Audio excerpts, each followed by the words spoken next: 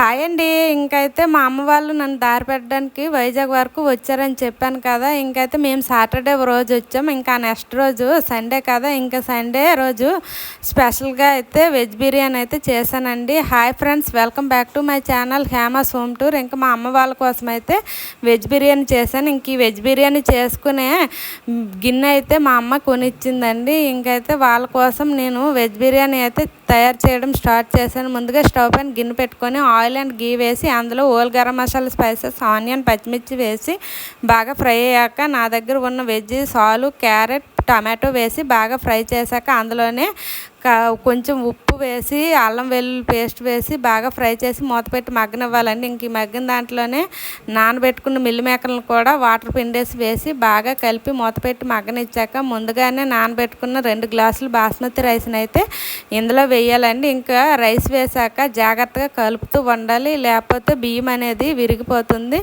ఇంక ఇది బాగా కలిపినాక ఇందులోనే కొత్తిమీర, బిర్యానీ మసాలా వేసి బాగా కలిపి మూత పెట్టి బియ్యంలో చెమ్మారేంత వరకు మగ్గనివ్వాలండి. ఇంక ఇలా చెమ్మారిపోయినాక 2 గ్లాసులకి 4 గ్లాసులు వాటర్ అయితే వేసుకున్నాను. ఎక్కువ క్వాంటిటీలో చేస్తున్నాను, ఎలా వస్తుందని నాకు కూడా భయం వేసింది. ఇంకైతే వాటర్ వేసాక కసూరి మేతిని కూడా వేసి మూత పెట్టి ఉడకనివ్వాలి. మాకైతే నేను ఎప్పుడూ కుక్కర్లో చేస్తాను, ఈసారి అయితే ఇలా చేశాను.